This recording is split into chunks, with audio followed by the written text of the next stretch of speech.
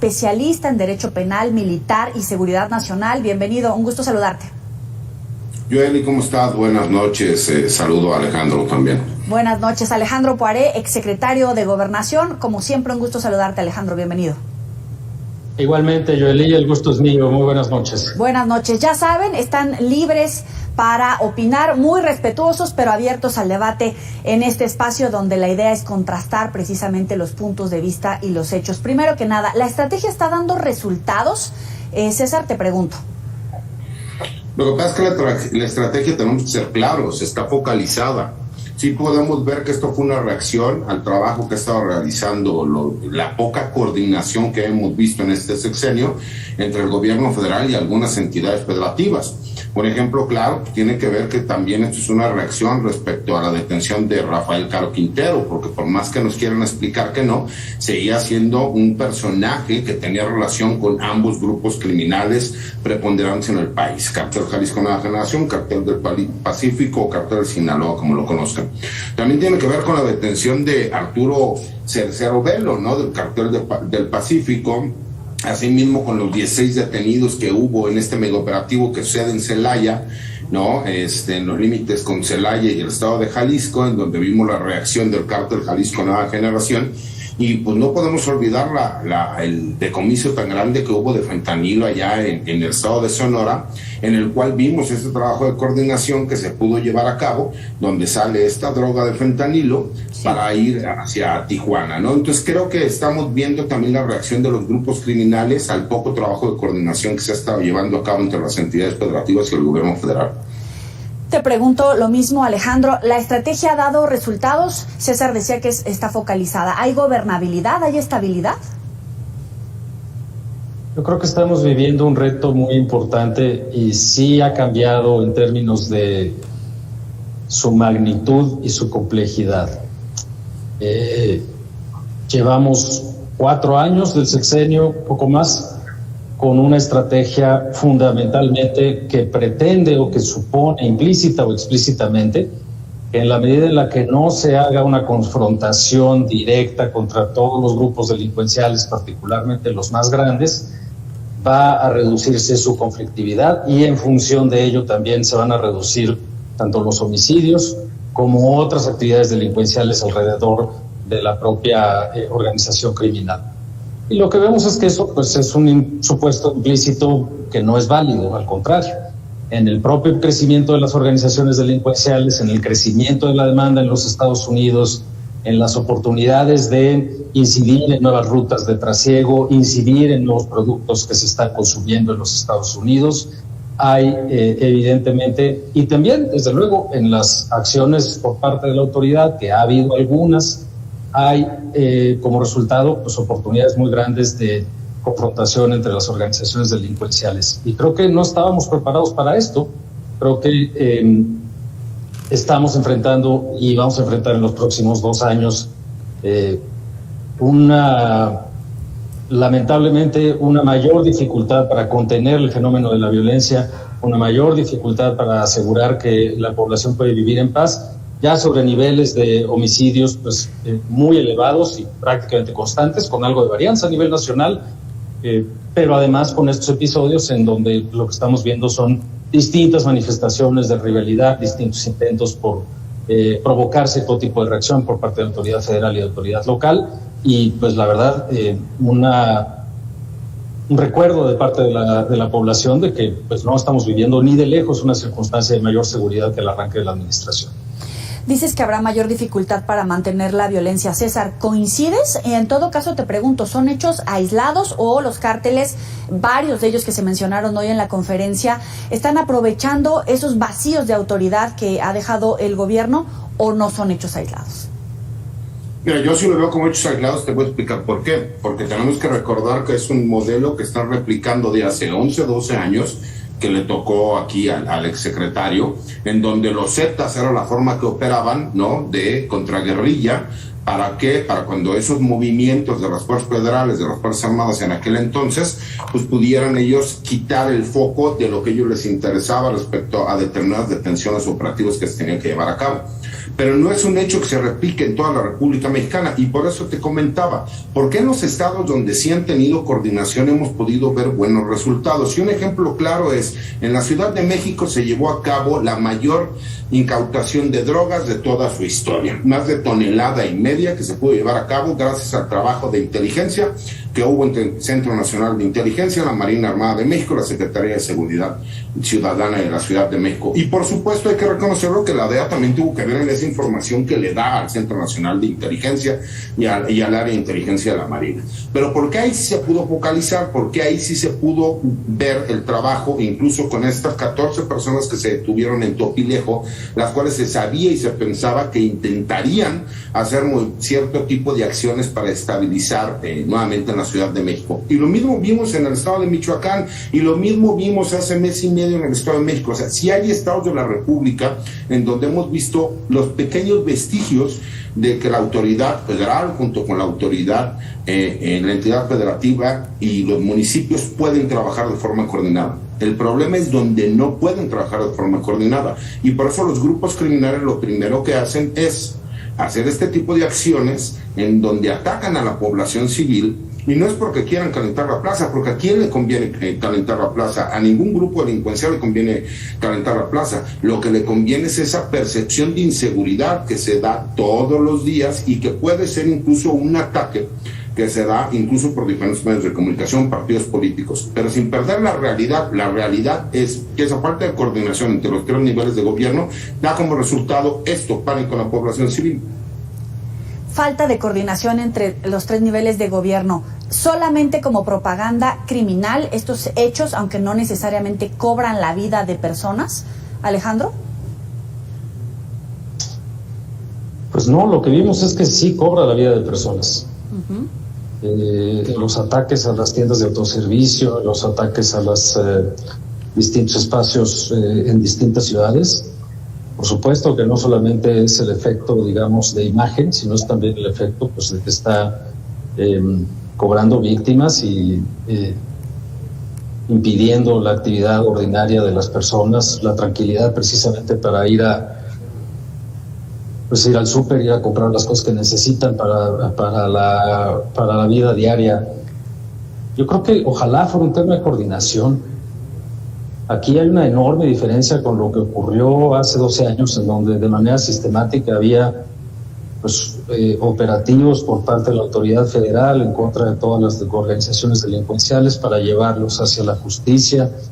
Y desde luego es valioso cuando hay buena coordinación, pero no estamos viendo que el problema sea nada más porque hay mala coordinación se dan ciertos resultados. Más bien lo que estamos es en una circunstancia muy diferente, en donde llevamos varios años en los cuales no se ha, porque además esto es explícito, esto es algo que no es la hipótesis de un analista o de alguien que tenga información privilegiada. El gobierno lo ha dicho, no vamos a ir a confrontar a los grupos delincuenciales, las estrategias deben de ser pues desde la contención familiar hasta la recomendación de los padres de familia, y desde luego de vez en cuando en algunos casos pues hacer algunas cosas en particular, sobre todo de la mano de la inteligencia de los Estados Unidos, que más recientemente también ha habido un vaivén a lo largo de la administración en términos de cuándo se actúa de manera coordinada y cuándo no, más bien con los aliados del norte. Lo que creo que tenemos es una circunstancia de una enorme consolidación por parte de los 2 principales grupos delincuenciales que están compitiendo en distintas plazas, y cuando se dé esa competencia en distintas plazas, pues por supuesto que el llamado de calentar la plaza, como se dice, pudiera ser un intento de un grupo por ir y decirle a la autoridad federal, oye, este lugar que normalmente está muy tranquilo, pon atención ahí, y es un lugar en el cual probablemente el grupo delincuencial rival tiene una cierta consolidación, y lo que se está tratando en general es frenar esa consolidación. Yo creo que eso es parte de los fenómenos que vamos a estar viendo. Tiene mucha razón César, ojalá que haya mucha mejor coordinación entre la autoridad federal y las autoridades locales, pero yo lo que veo en muchos ámbitos locales son autoridades que están haciendo su trabajo, que están desarrollando su policía, que simple y sencillamente a veces pues más bien depende de la relación personal, individual de los gobiernos locales con los generales responsables de la zona, o con segmentos de las Fuerzas Especiales de la Marina, de una estrategia nacional que es explícita, la del gobierno federal, de no confrontar de manera sistemática a los grupos delincuenciales. Pero se minimizan los hechos porque veo grandes contrastes, César. No, por supuesto que no puedes minimizar los hechos. Cada que nosotros vemos la pérdida de seres humanos, no se puede minimizar.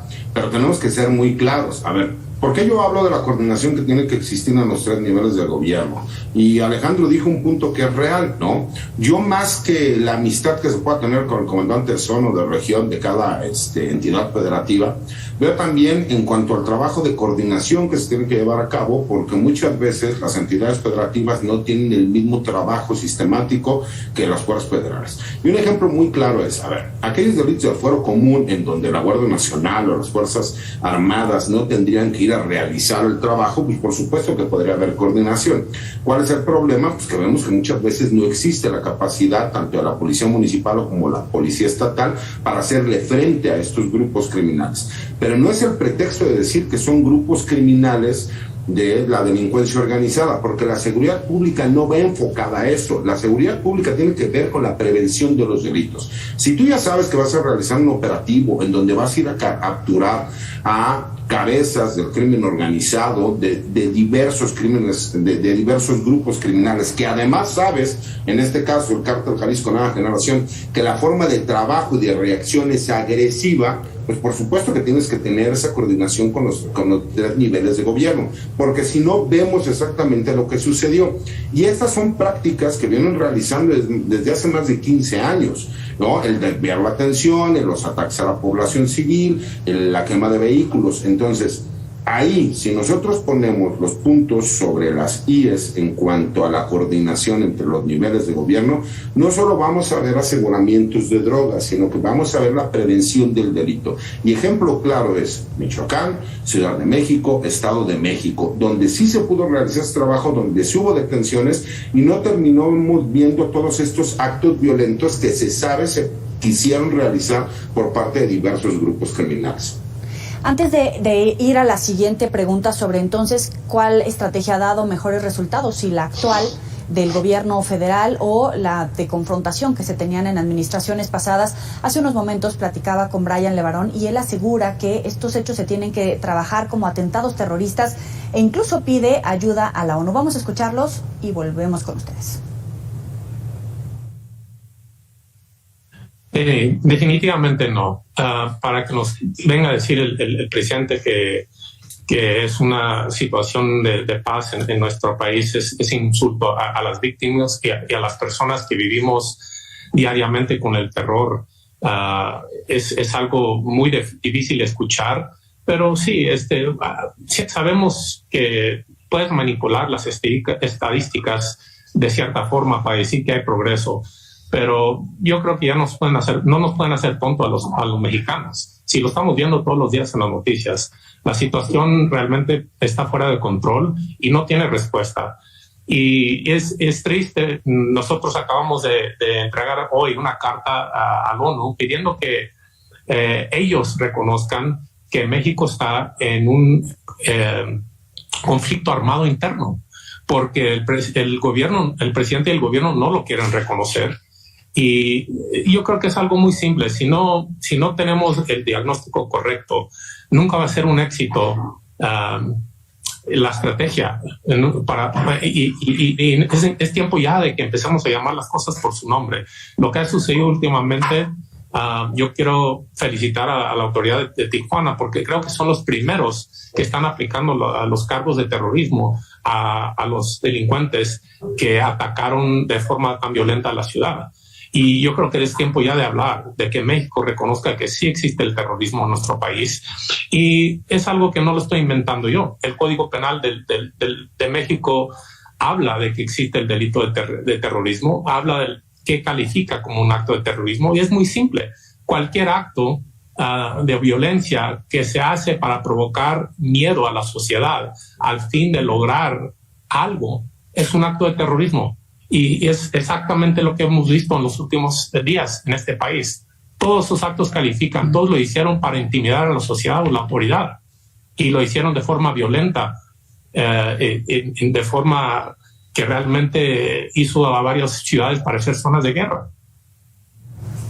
Alejandro, te pregunto, como dice Brian Levarón, México está en un conflicto armado interno, ¿heredó esa situación de administraciones pasadas o ha incrementado debido a la inacción del gobierno actual en México? México vive una crisis de seguridad y es una crisis que tiene componentes externos en nuestro país que se han venido generando desde hace muchos años y hay algunos de esos elementos que son muy puntuales, muy recientes, pero al final del día creo que algunas de estas definiciones tienen como propósito ya sea cambiar la forma en la cual se ve el conflicto desde la circunstancia en México, desde la perspectiva de los Estados Unidos o desde la perspectiva de la comunidad internacional. Creo que no debemos de olvidar que al final del día la respuesta a este problema la tenemos nosotros en México. ¿A qué me refiero? No me parece que sea tan fértil el debate de si antes funcionaba mejor o hoy funcionaba peor. Creo que hay cosas que debemos de aprender de cada momento de la gestión gubernamental y del desarrollo del problema, pero al final del día tenemos que reconocer que la aspiración de vivir en un país en donde las policías hagan su trabajo, creo que hay un elemento poco debatido, que es que se necesita que las policías, además de que sean profesionales de buen nivel, competentes, bien capacitadas, con buenos esquemas de seguridad social, etcétera, tengan capacidad de investigación para que aceleren y garanticen el éxito de las investigaciones a la hora de llevarlas ante la autoridad ministerial, el Ministerio Público y en su caso la autoridad judicial. Pero no podemos dejar de pensar que en México es deseable construir un sistema de seguridad y de instituciones que nos permitan que las personas tengan acceso a la justicia. Y eso pasa por las policías, por los esquemas de prevención, por los esquemas de rehabilitación, por los esquemas de administración de justicia, etcétera. Es todo un conjunto de instituciones que lo que hoy vemos es están asediadas por un fenómeno delincuencial que está creciendo y por una autoridad federal que ha pretendido una estrategia que probablemente no tiene un sustento en la realidad y que más bien estamos enfrentando hoy otro tipo de fenómenos, tanto en la propia rivalidad entre las organizaciones delincuenciales como pues también en un hartazgo de la sociedad por los altos niveles de violencia y también por la necesidad de homologar de una manera adecuada la respuesta de las autoridades locales con la federal. César, México está en un conflicto armado interno, son atentados terroristas lo que estamos viendo en este momento, el nacimiento de eso en todo caso, César.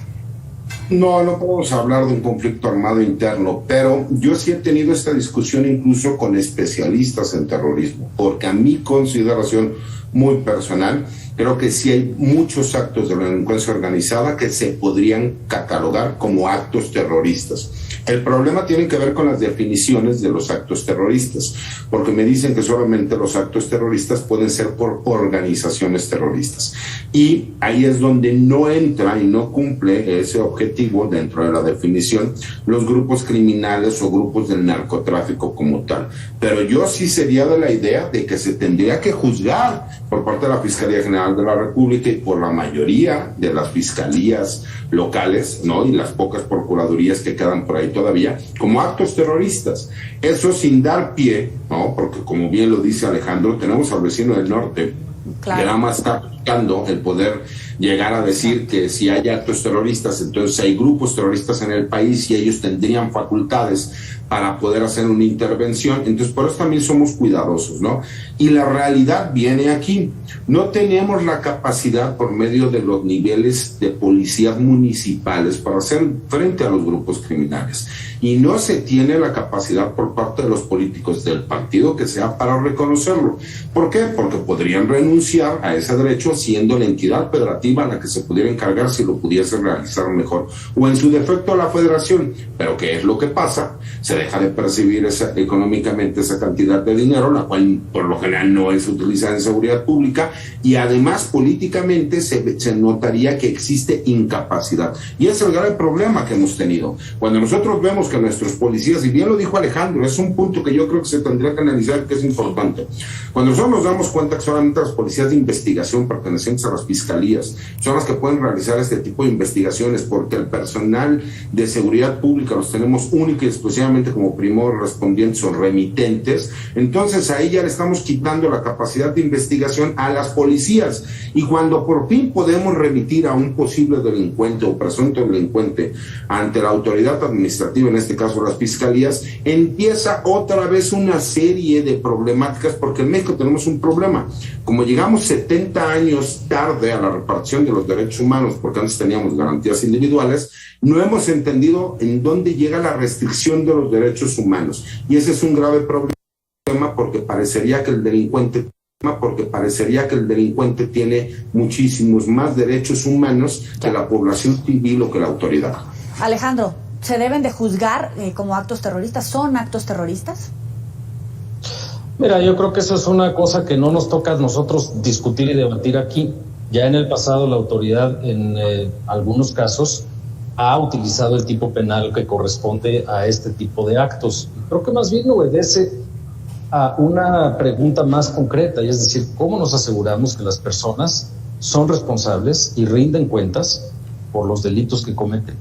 Y si en un momento dado, derivado de las características específicas de lo que está ocurriendo, del tipo penal, de quién lo va a perseguir, de a quién estamos hablando, que es la presunta persona responsable, etcétera, cabe ese tipo penal, por supuesto que se puede utilizar. Creo que no es un dilema tan enorme. Creo que más bien hay un reclamo justificado por parte de las organizaciones de la sociedad civil, porque ven que no hay una respuesta a sus peticiones, y en esa medida piensan que hay esas avenidas, digamos, que permitan elevar la visibilidad de los problemas que están viviendo, y en esa medida también generar una respuesta por parte del gobierno. Creo que son dos niveles de discusión, y me parece muy, muy valioso lo que hacen las organizaciones de la sociedad civil y las personas que son víctimas directas de lo que está haciendo el crimen organizado.